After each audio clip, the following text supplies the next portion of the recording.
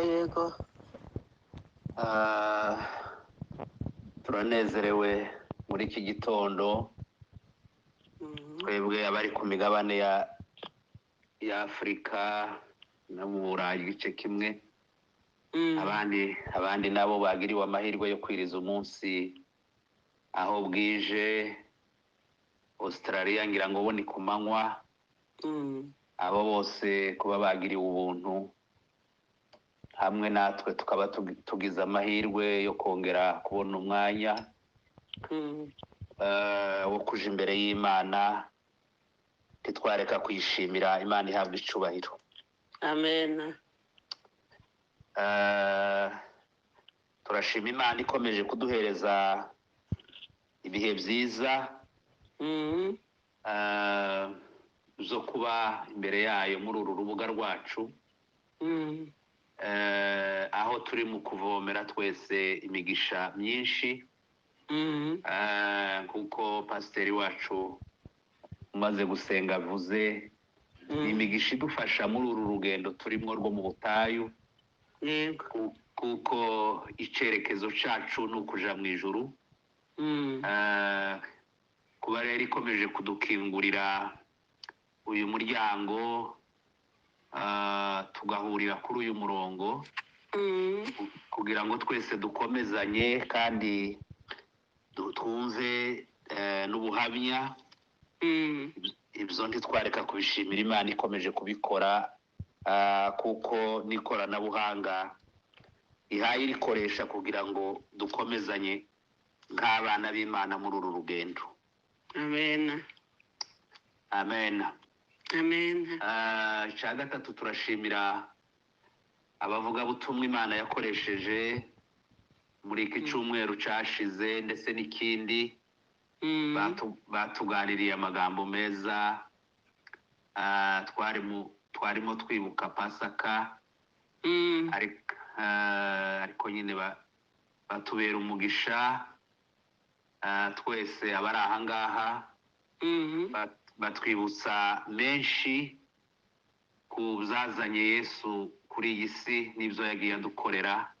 Imitima yacu irahembuka, batubwira umuzuko, batubwira n'uko yiyeretse intumwa azikomeza amaze kuzuka, hanyuma arazamuka, ubu ngubu yicaye iburyo bwa Data. Amen. Abo bose rwose turabashimiye kubw'uko Imana yabakoresheje kugira ngo twese batuganirize kandi batubwire amagambo y'Imana akomeye. Amen.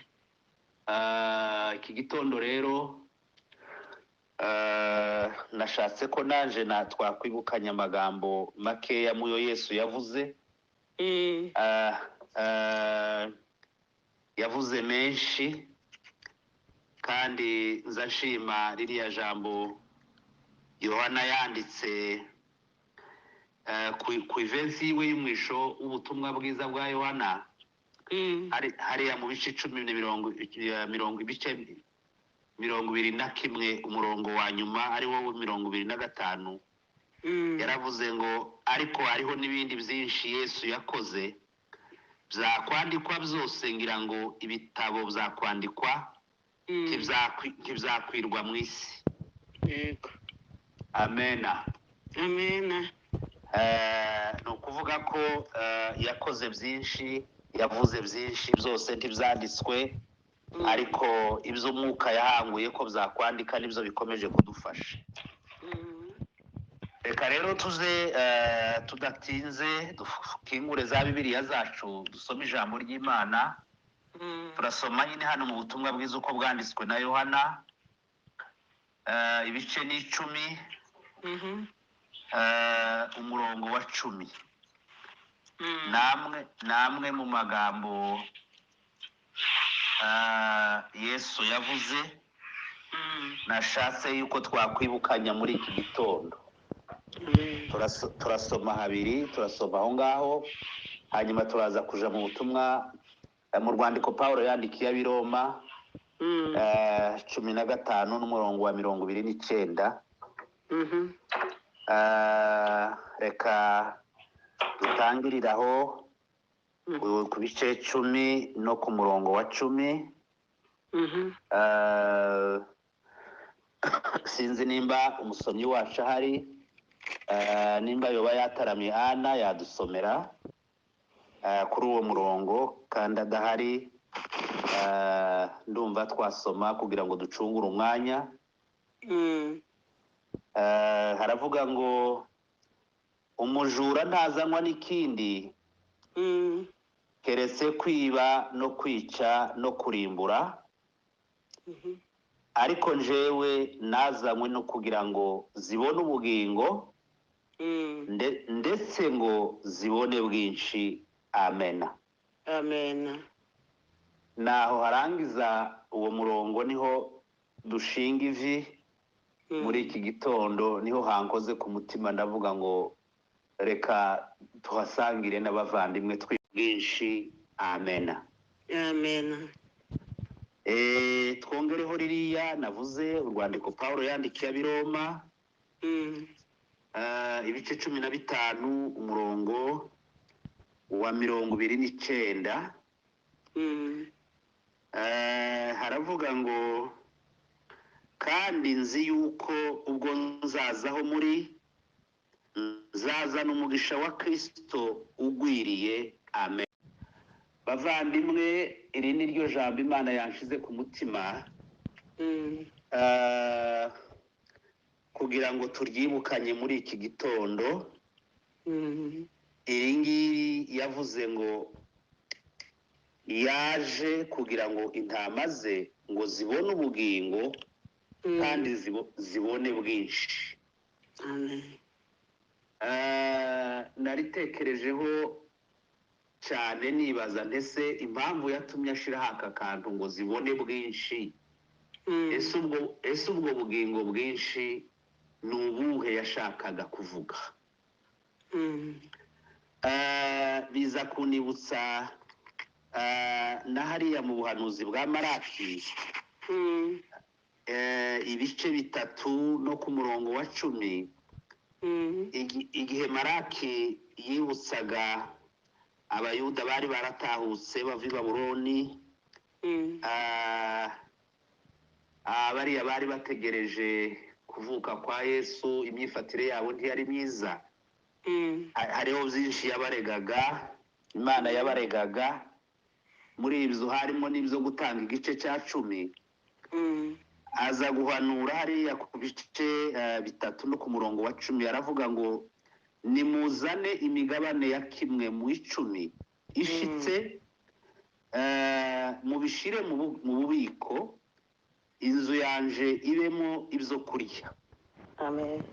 Ngaho nimubingeragereshe, niko Uwiteka Nyiringabo avuga, murebe ko ntazabagomorera imigomero yo mu ijuru, nkabasukaho umugisha mukabura aho muwukwiza.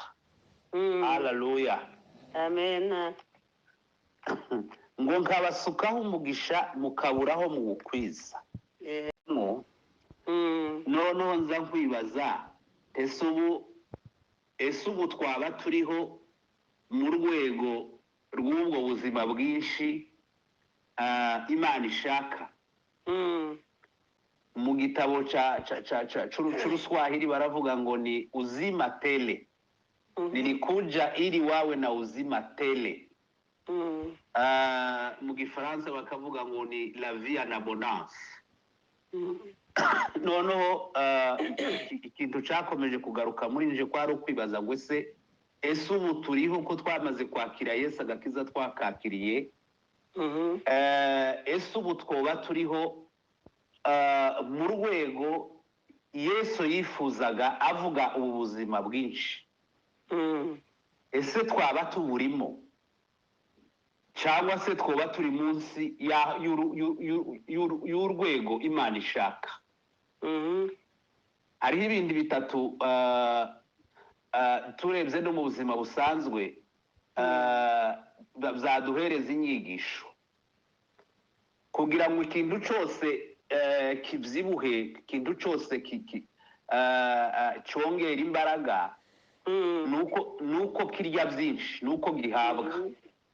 Cyane cyane umuco wacu murawuzi nk'abungeri, kugira ngo inka zibyibuhe ni ukuzijana hari urwuri, hari ubwatsi bwinshi. Icyo nicyo cya mbere tugomba kumenya natwe nk'abakristo, cyane nk'ubuzima bwa gikristo, kugira ngo bubyibuhe nabwo nuko bugomba kurya byinshi, bukagaburirwa byinshi. Kandi tumenye ko isoko itugaburira ibyo byinshi ni isoko idakama, ni Yesu wenyine bitanga. Yaravuze hariya mu bice 14 z'ubutumwa bwiza bwa Yohana umurongo wa 6, aravuga ngo ninje nzira n'ukuri n'ubugingo, ntawe uja kwa data ntamujanye. Yongeraho muri ubwo butumwa nyine hariya ku bice 15, aho yavugaga ngo ni umuzabibu w'ukuri. Avuga neza cyane, bitwereka ko kandi data ni nyirawo ngo uwuhingira. Usomye mu bice 15 ugatangira kuri uwo murongo, ngo ishami ryose ryo muri nje ritera imbuto arikuraho, iryera imbuto ryose aryanganyaho amahage yaryo, ngo rirusheho kwera imbuto. None mumaze kwezwa n'ijoro jambo nababwiye, mugume muri nje nanje ngume muri mwe. Kuko ishami ritabasha kwera imbuto ubwaryo ritagumye mu muzabibu, niko namwe mutabibasha nimutaguma muri nje. Amen. Murongo wa 5 yongera avuga ngo nije muzabibu namwe muri amashami. Uguma muri nje nanje nkaguma muri we, uwo niwe wera imbuto nyinshi, kuko ari ntaco mubasha gukora mutamufite. Amen. Amen. Icyo ni ikintu cyangombwa cya mbere tugomba kumenya kugira ngo tugere muri bwa buzima bwinshi. Icya mbere ni uko tugomba kuza twibuka ko turi ishami rifashe ku muzabibu, kandi uwo muzabibu niwo utugaburira. Kugira ngo tumenya ni uko ubwo buzima bwinshi ntabwo ari ubwa agace kamwe k'abantu, ntabwo ari ubw'urwego rumwe rw'abantu, ariko umukristo wese afite uburenganzira bwo kubugeraho. Imana yadukinguriye umuryango wa munsi, wa mwenda winjira hera hahera ucika Yesu arangije ibibazo byose. Umuryango warakingutse, buri wese afite uburenganzira bwo kwinjira akagera mu rwego rwa bwa buzima bwinshi. Icya gatatu, tudafite ubwo buzima bwinshi biratworohera cyane kugira ngo umuntu agwe, umuntu atibuke, umuntu akoreshwe na kamere. Twibuke ririya jambo ryanditse mu Bakorinto ba mbere ibice 3 umurongo wa 1 kugera ku wa 4, avuga ngo bene data sinabashije kuvugana namwe nkuvugana n'ab'umwuka, ahubwo navuganye namwe kuvugana n'abakamere cyangwa abana b'impinja bo muri Kristo. Tumeje kamere irashobora kudutibura, irashobora kudukoresha irari ryazo. Iryo ni ihame tugomba, niyo mpamvu tugomba gutera intambwe tugasaba Imana ikatugeza muri ruya rugero rw'ubuzima bwinshi Imana ishaka kuduhereza. Kandi tukamenya ko ubuzima bwa kamere buyoborwa n'irari ry'umubiri, ariko buriya buzima bwinshi Yesu yadusezeranije ibwo buyoborwa n'umwuka. Ubuzima bwa kamere butujana mu kuneshwa no gutsindwa no mu ntege nke, ariko buriya buzima bwinshi ibwo bukatujana mu buzima bw'intsinzi, mu buzima bwo gutsinda kandi tubiheshejwe na Kristo. Abantu dushaka kumenya byinshi bijanye n'ubuzima, ariko akenshi Satani araturangaza tukibagirwa gushaka ibitwinjiza muri buriya buzima bwinshi. Ibyo akaba ari byo duhereza agaciro mu bugingo bwacu n'ibyo dukora. reka turebere hamwe ibintu nka bingahe biranga ubwo buzima bwinshi. Hariho ibintu nka bitanu tuzavuga none n'ejo. Nakunze ko turavuga byenda nko kuri 2 cyangwa 3 tuze no kwerekana urugero rwa bamwe bageze muri ubwo buzima bwinshi n'ibyo bakoze. Turabivuga nk'ubuhamya bukeya. Ejo tuzakomezanye n'uyu mutwe w'ijambo w'ubuzima bwinshi tubonera muri Kristo Yesu. Amen. Icyambere rero kiranga ubwo buzima, tumenye ko ubuzima bwinshi ni ubuzima bwejejwe. Nicyo cyambere kiranga ubwo buzima, kugira ngo tubugeremwo nuko tuba twejejwe. Nicyo kintu cyambere cyangombwa. Iyo dusubiye mu byanditswe byera, ruya rwandiko Paulo yandikiye ab'Iroma ibice 6 umurongo wa 10 ukagera ku murongo wa 13. Paulo yaravuze ngo, yavugaga hejuru y'urupfu rwa Yesu, aravuga ngo urwo yarupfuye rimwe risa ku byaha, ariko ubwo ariho kubw'Imana, ngo abe ariko namwe mwiyumvamo ko mwapfuye ku byaha, mukaba muriho ku Mana muri Kristo Yesu. Noneho ntimukimike ibyaha mu mibiri yanyu izapfa, ngo mwumvire ibyo irarikira, kandi ntimuhe ibyaha ingingo zanyu kuba intwaro zo gukiranirwa, ahubwo mwitange mwihe Imana nk'abazuki, n'ingingo zanyu muzihe Imana kuba intwaro zo gukiranuka. Amena. Amena. Kugira ngo tugere muri ruya rwego rw'ubuzima bwinshi, nuko tugomba kuba twarapfuye muri twebwe. Yesu, Paulo atwibukije ko Yesu yapfuye rimwe risa ku byaha, ubwo ariho rero ariho kubw'Imana, ngo ariko natwe twiyumvamo yuko twapfuye ku byaha muri Kristo Yesu. Ubwo rero ko twamaze gupfa, ntibishoboka ngo dusubire twimike icyaha mu bugingo bwacu, mu mibiri yacu izapfa, kugira ngo twongere twumvire irari. Ngo haba n'ingingo zacu titugomba kuzikoresha ibyaha, titwazigira intwaro zo gukiranirwa, ngo ahubwo twitange twihe Imana nk'abazuke, nk'abantu bazutse, n'ingingo zacu zose tuzigira intwaro zo gukiranuka. Kuba muri bwa buzima bwinshi rero ntabwo bikiri ibanga, byarerekanywe, Yesu yarabitweretse. Kugira kwizera, iriya ntambwe batwigishije yo kwizera kutugeza ku bugingo, kuriya kwizera niyo banze, niyo ntangiriro kutugeza ku gakiza. Ubwo rero natwe iyo tugeze kuri ako gakiza twiyumvisa ko twapfanywe na Kristo. Ni nako Paulo yavuze ngo nabambanywe na Kristo, ntabwo ari jewe ukiriho, ariko ni Kristo uriho. Natwe iyo twinjiye muri uriya muzuko wa Kristo tukazukana nawe, tuba tugeze muri ubwo bugingo bwinshi.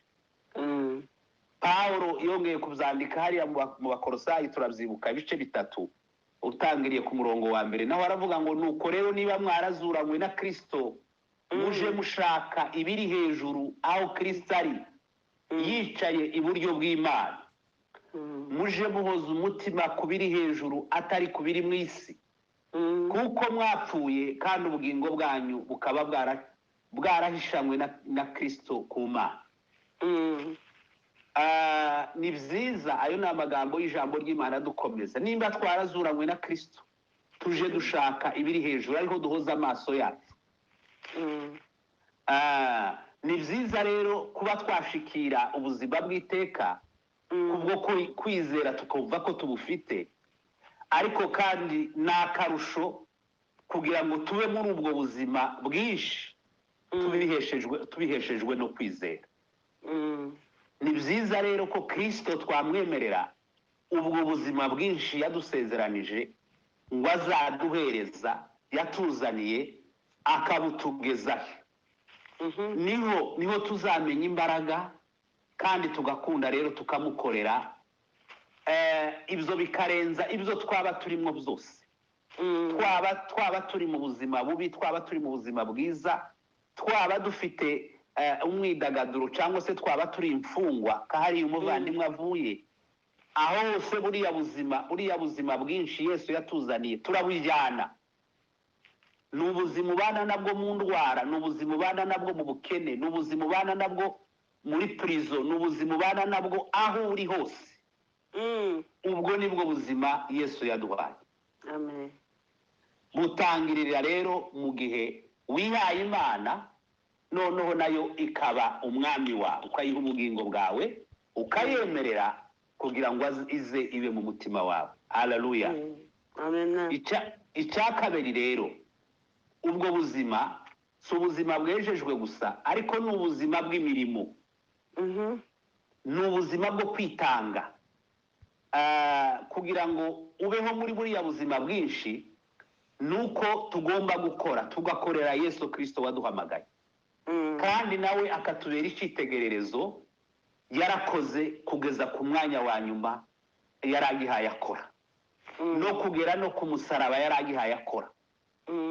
yabaye icyitegererezo cyacu kugeza arangije urugendo rwe rwa hariya ku isi. iyo usomye hariya mu rwandiko Pawulo yandikiye ab'Iroma umurongo wa 12, hariya yavuze ngo dutange imibiri yacu nk'ibitambo bizima, bishimisha Imana, binezeza Imana. natwe muri bwa buzima bwinshi ni ubuzima bwo gukorera Imana. twahisemo umwami umwe niwo duhaye dukorera, ni Yesu Kristo. Amen. yongeye kwandika Pawulo hariya mu Bafilipi ibice 2 n'umurongo wa 7 kugeza ku wa 8, aravuga ngo ahubwo yisize ubusa, ajana akamero k'umugaragu w'imbata, agira ishusho y'umuntu, kandi amaze kuboneka afite ishusho y'umuntu, yicisha bugufi, araganduka, tiyanga no gupfa, ndetse urupfu rwo ku musaraba. Haleluya. Amen. muri ubu buzima bavandimwe, Yesu azatubera icyitegererezo, ukuntu yicishije bugufi, ukuntu yababariye abamugiriraga nabi, no kugeza no ku musaraba bahaye bamukubita mwiriya misumari, bamaze kumubamba hagati y'ibisambo, ariko ijambo ryamuvuye mu kanwa kwari ukuvuga ngo ubababarire ntibazi icyo bakora. Amen. Amen. muri ubwo buzima rero bw'imirimo ni ukwitanga, twebwe twese tukitanga nk'igitambo kizima, kandi ukabikorana ubushake bwo kugira ngo wihe Imana. haba harimo kwizera uti nihaye Imana, kugira ngo Imana ariyo yonyine igukoresha. tukihereza Imana, kandi nayo ikatweza, itwejejeshe ijambo ryayo. twibuke hariya muri rya sengesho yakoze mu bice 17 bya Yohana umurongo w'17, yaravuze ngo ubejeshe ukuri, ijambo ryawe niryo kuri. Amen. twahamagariwe gukorera Imana, tugomba kuyikorera. icyo nicyo kiranga abantu bari mu buzima bukuri. ni ukwitanga ubwacu, tukitanga, ariko kandi tugatanga n'imibiri yacu kugira ngo ari we uyiyobora, akaba ari uyeza, akayejesha amaraso ye, tukamukorera tuvuye inyuma kandi twejeje. ibyo ngibyo ni iby'umuntu wese wahamagawe, si iby'abapasitori gusa, si iby'abadiyakire n'abadiyakonese. umuntu wese wakiriye Yesu kagakiza agomba kumenya ko yahamagawe, kandi uko yahamagawe agomba kwezwa, kandi igisigaye akitanga ubwe, agatanga n'umubiri we, agatanga umutima, byose akabyegurira Imana. Amen. tukabitanga nk'igitambo kizima. icyo akaba aricyo kigaragaza kuko twiyeguriye Imana amaze ikadukoresha. Pawulo nawe akunda kuba urundi rugero tugaragariza kuko yari igitambo arihaye Imana, igitambo kizima, igitambo cera, igitambo gishimisha Imana mu bugingo bwe, arayitangira kugeza gupfa. Nta kindi yakoze. N'igihe yandikaga inzandiko ze wasangaga kenshi avuga ngo njewe Pawulo intumwa y'Imana, njewe Pawulo imbata ya Yesu Kristo, wahamagariwe kuba intumwa kandi watoranijwe ubutumwa bwiza bw'Imana. Uko niko yandikaga inzandiko ziwe. Ikindi rero tugomba kumenya muri urwo rugendo, tumaze kwitanga duhinduka abasirikare, turi mu ntambara, turi abasirikare ba Kristo kandi bakorera mu bushake bw'Imana. Turi imbata ze, turi imfungwa ze. Niko Pawulo yanditse hariya mu Baefeso ibice 3. Nous sommes les prisonniers de Kristo. Turi imbata ze, turi imfungwa ze, turi abo yironkeye kandi yatwironkeye abinyujije mu rupfu rwe, ariko kandi aranatuzurana. Ubu turi bazima muri Kristo Yesu. Icya gatatu tugomba kumenya muri ubwo buzima bwinshi, n'ubuzima sanctifié, n'ubuzima bwejejwe. Ubwa mbere bwari ubuzima buri consacré, bwejejwe, bwasizwe. Noneho igice intambwe ya gatatu n'ubuzima bwejejwe, n'ubuzima sanctifié. Iyo usomye gusa hariya mu Baroma igice cya mbere n'umurongo wa mbere aravuga ngo Pawulo imbata ya Yesu Kristo, wahamagariwe kuba intumwa kandi watoranirijwe ubutumwa bwiza bw'Imana. Donc tuze tumenya ko Yesu aduhamagara kandi ashaka kuduha ubwo buzima bwinshi. Arashaka ko muri ubwo buzima bwose tuyoborwa, tuba abantu batandukanijwe, ntitugifite urutavi n'iby'isi n'iby'umubiri byose n'irari ry'umubiri. Twashizwe iruhande, twejejwe n'amaraso ya Yesu. Amaze kutweza yadushizeho umuhuri, yadushizeho ikimenyetso ari wo mwuka we, yawushize kuri muntu wese wamwakiriye. Ni nako Pawulo yandikiye hariya usomye mu Batesalonike ba kabiri ibice 2 n'umurongo wa 13. Aravuga ngo ariko bene data bakundwa n'umwami wacu, dukwiye kubashimira Imana iteka, kuko uhereye mbere na mbere Imana yabatoranirije agakiza gaheshwa no kwezwa kuva ku mwuka we no kwezwa ukuri. Kwezwa kuva ku mwuka no kwizera ukuri. Icyo nicyo yaduhamagariye, twarejejwe. Kandi Yesu umwana w'Imana afite ubwo bushobozi bwo kugira ngo atweze, adushire iruhande. Twibuke ko no mu rwandiko Pawulo yandikiye abi Efeso hariya mu bice 5 umurongo wa 24 ugakomeza, yaravuze ngo itorero rye ngo yararyejeje, ngo amaze kuryogesha amazi n'ijambo rye, ngo aryishire rifite ubwiza, ridafite ikizinga cyangwa umukanyari cyangwa ikintu cyose gisa gityo, ahubwo ngo ribe iryera ridafite inenge. Imana ishimwe cyane. Yesu adufitiye imigambi myiza kandi arashaka ko tutaba mu bugingo bwa reza bwo hasi. Arashaka ko tugira ubuzima bwinshi bwa bundi bugaragaza ko bufite Imana. Kandi afite imbaraga zo kubikora kuzageza aje. Aracaha yita ku itorero ryiwe, ararifite ku mutima, ariko ararikuyakuya, ariko araritunganya kugira ngo rigaragaze kuko ribana nawe. Reka rero tube duhagarariye aho, tuzakomeza ejo ku zindi ngingo ziranga ubwo buzima bwinshi. Nashatse ko twakwibuka rero nk'ubuhamya mu minota mikeya dusigaranye. Nashatse kubibutsa abantu Imana yagiye igeza mu buzima bwinshi n'ibyo yabakoresheje bitandukanye. Iki gitondo nagize ngo twibukanye amateka y'umugabo witwa Martin Luther. Ni umugabo wahinduye, wazanye amateka mu guhindura imyizerere kandi Imana imukoresha ibitangaje. Afite amateka maremare ntituyavuga yose, ariko turavuga gusa intambwe zadufasha kumenya bamaze kugera muri ubwo bugingo bwinshi Yesu atanga, ibitangaza baza bakora n'ubutwari Imana ibahereza. Muribuka abenshi barabizi, ritere yabayeho kuva mu 1483 nico gihe avutse. Ico gihe cyari kibi, abakristo bari bamerewe nabi ico gihe. Twakwibukanya nk'amateka amwe yaranze ico gihe, abantu bari ko bicwa bazira ngo kuko bakiriye ijambo ry'Imana. Biravugwa mu mateka ko mu Bufaransa honyine baravuga ngo hafi umuriyoni wose w'abaribijwa warishwe ico gihe mu Bufaransa, bazira ngo kuko bakabita ngo ni ba heretike, n'abantu bavuye ku murongo kubera kuko bemeye Imana bakayakira, barabica.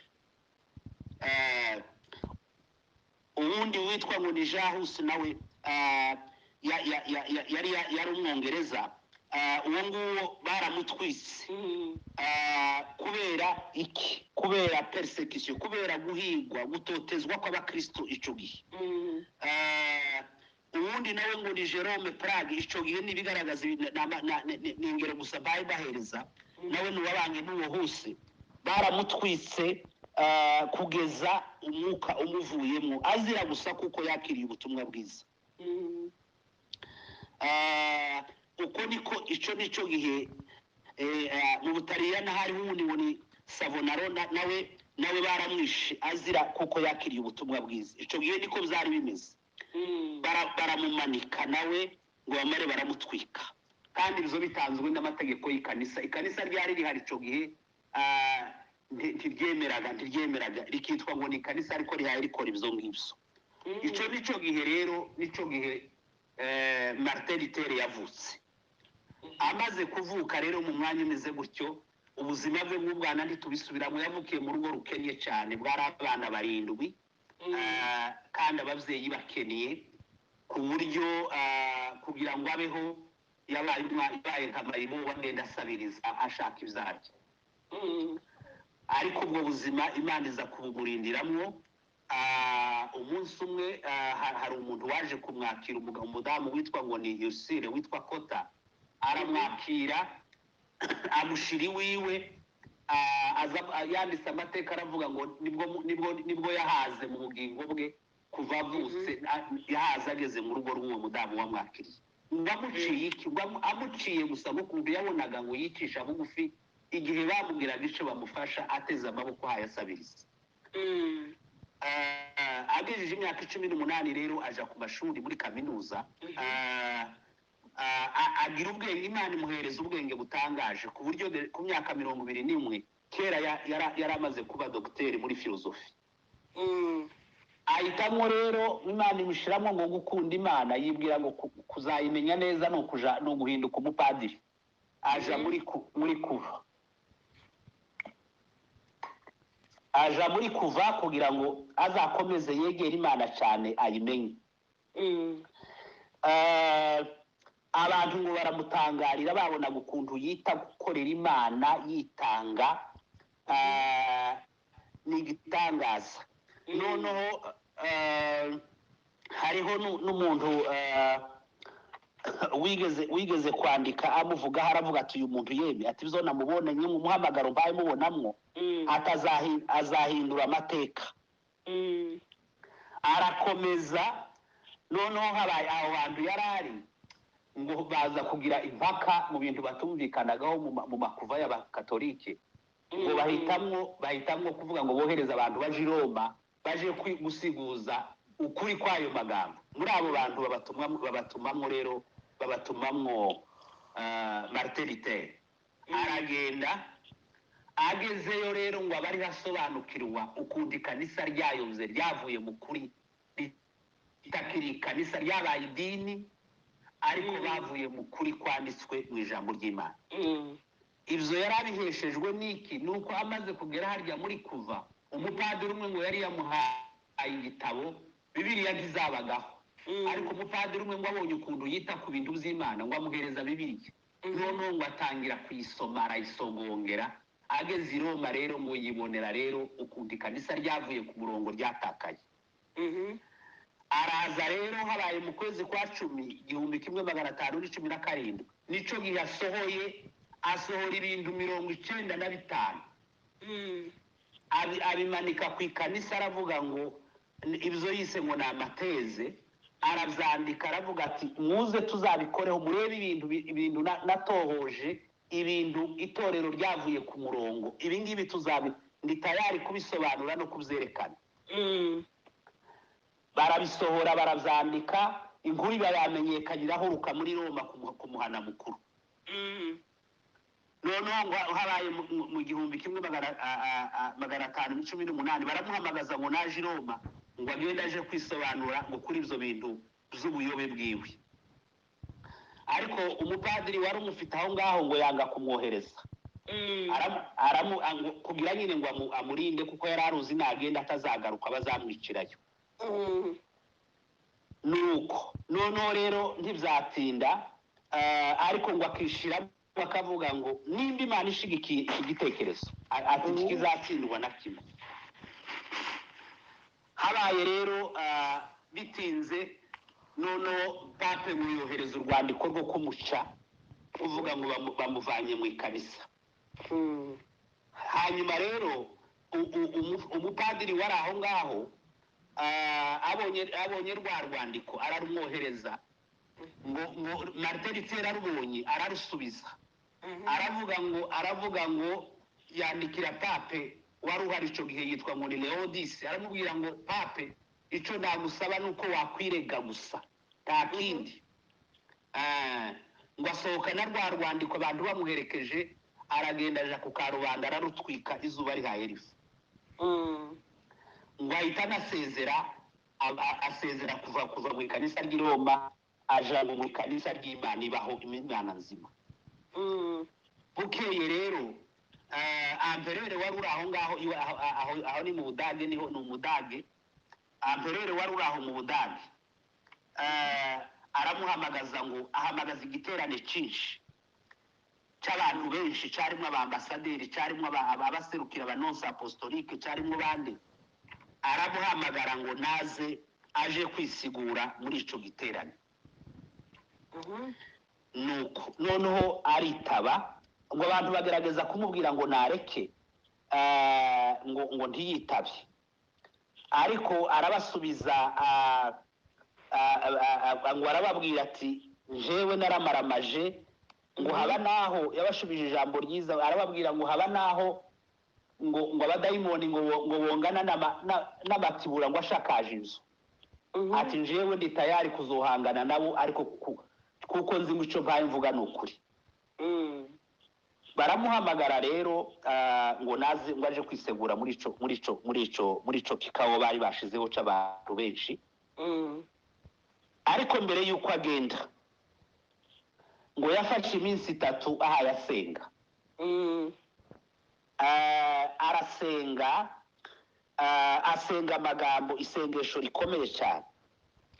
Abwira Imana ngo Mana ngo umubiri ufite intege nke, ngo Satani yahagurutse n'imbaraga ze, ngo ariko ndagusabye Mana ngo mbe iruhande, ngo kuko ngiye guhangana n'isi ngo n'abanyabwenge bayo, ngo bikore kuko ari wowe Mana ishobora byose, ngo singiye kwivugira hariya ariko ni wowe ngiye kuvugira, ngo ntacyo mfita nta sano mfitanye n'abakuru b'isi n'abategetsi isi ya none, ngo ariko ni intego yawe n'izina ryawe ngiye kuvuga hariya, ngo kandi nzi yuko izina ryawe no kukuvugira ngo ni ukuri ngo kandi n'iby'ubugingo, ngo ndagusabye ngo wigaragaze ukiza ariya maboko y'abariya abantu bose, ngo uzi kuri Imana uri Imana yo kwizerwa kandi ni wowe nizeye,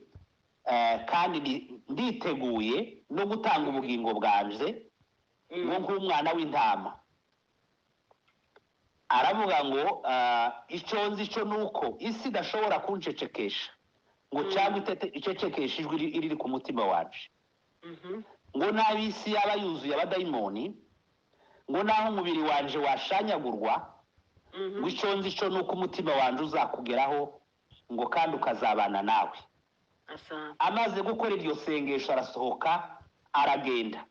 Igitangaje agiye kwinjira muri ya nzu ngo asanga hariho umujenerale wari waragiye mu zabukuru ngo ari ku muryango ngo amukoraho uwo mujenerale witwaga Fred ngo aramubwira ngo mwana ngo uracari mutoya ngo ugiye kurwana urugamba muri iyi nzu ngo ruruta urwo twarwanye ngo mu gihe twatsindaga amahanga ngo ariko icyo nkubwira ngo nimba icyo uhaye uvuga ngo ari ic'ukuri ngo kandi ngo ukaba ufite muri wowe conviction kuko ari ukuri ngo komeza ngo ntutinye ngo mu izina ry'Imana ngo ntutinye bariya bantu ngo kandi Imana ntikureka. Aragenda rero arinjira muri cya gikawo asanga abantu abategetsi bose na mbere wenyine yaje ngo bamuhereza ijambo ngo noneho pape ngo aramubwira ati icyo tugusaba ritere nuko gusa waka imbabazi muri iki giterane ni iryo jambo tuguhamagariye nta kindi kuko ibyo wagiyemo n'ibyo wanditse bigomba kukwicisha nimba utatse imbabazi. Igitangaje kubera bwa buzima bwinshi Yesu yari yaramugejejemo arabasubiza ngo nimutanereka amakosa yanje y'ibyo nakoze binyujije mu ijambo ry'Imana kuko nzi yuko kandi ndemera yuko ari pape n'abamushigikiye bose barayobye ibyo barimo ntabwo ariko kuri kwanditse mu ijambo ry'Imana kandi umutima wanje ugomba kubaha ijambo ry'Imana kuruta kubuha abantu. Sinshobora kwaka imbabazi ngo mbivemo kandi mu byo nanditse byose nta na kimwe nakuraho kuko ntakora ibinyuranyije n'ibyo umutima uhaye umbwira gukora. Amen. Abararangije nuko noneho igisigaye baramusohora bari bumvishe ko yamashije ari tayari agomba gupfa. Aragenda bamuhereza abantu bamuherekeza bamujana mu wundi muhana ariko babahaye gahunda yo kugira ngo nibagerayo bazamwice batiri mu nzira. Igitangaje rero Imana iyo ishaka kurwanirira iwabo ngo bageze ahantu mu gashamba hagati ya mihana yombi, bageze ahantu mu gashamba barya bari bamushoreye babona abantu baje biruka bambaye za kagure bipfutse mu maso. Baraza baramubambura barababwira bati mwebwe ni mugende. Ba bantu baramujana naho n'abakomando boherejwe n'uwayoboraga kagahana bari bagezemo abari bo bamujana yashatse kumuhisha. Aramujana aramuhisha iwiwe. Abamwohereje bagira ngo baramwiciye inzira, abari bamutegereje iriya yajaga bagira ngo yarapfuye, arihisha aba hahandi bamuhisha. Ariko akomeza kwandika nanone inzandiko ziwe zigasohoka zikagera mu bantu. Imana ihisha Martin Luther burya amaze gusohoka yari yasubiye mu buzima busanzwe, yari amaze kurongora, yashatswe umudamu we Katarina, baje no kubyara abana 3. Imana iramukoresha ntiyapfa rwa rupfu pape yashakaga ko bamumanika cyangwa bakamutwika. Ariko yaje gupfa urupfu rusanzwe. Ariko mbere y'uko apfa Imana yari yaramuhaye impano zose.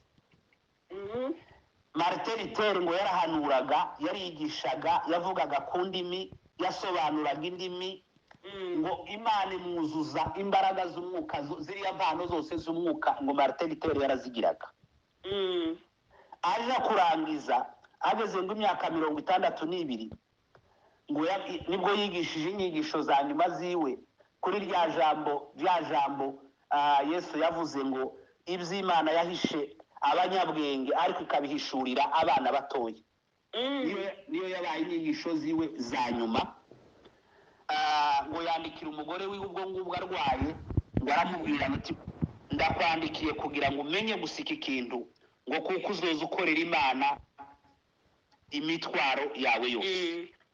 Yumvisha ageze ku ntambwe yo kurangiza ngo avuga rya jambo Yesu iriya jambo ryanditse muri Yohana 3:16 rivuga ngo kuko Imana yakunze abari mu isi cyane zatumye itanga umwana wayo w'ikinege. Arivuga inshuro zitatu. Amaze kuzivuga aravuga ngo Mana ngo mu maboko yawe niho nshize ubugingo bwanje. Arahumiriza ararangiza. Icyo umurage yadusigiye nuko yahinduye amateka y'itorero. Iri torero turimo ry'abakristo bakurikiye Imana bavuye mu buyoberwa amadini ni kubera uyu mugabo Imana yakoresheje. Yapfuye atarasaza ariko yakoze mu gihe cyakora iby'Imana ishaka, iramusarura mu mwanya wayo, ariko imwima amaboko y'abariya bose bamuhigaga bashaka kumwica ruriya rupfu. Imana itugirire neza, Imana idufashe tumenye ko ari Imana ihaye buriya bugingo bwinshi. Irabafite mu kuboko, irabapfunyitse, ntawabahangara, kandi izabakoresha ibikomeye. Izabakoresha ibikomeye kugira ngo isi imenye kuko hari uri muri bo, ntabwo ari bo bariho, si ubuhanga bwabo, ariko ni Yesu wabambwe akazuka. Uwo niwe ugomba kuba mu bugingo bwacu. Imana itugirire neza kandi Imana idufashe. Murakoze.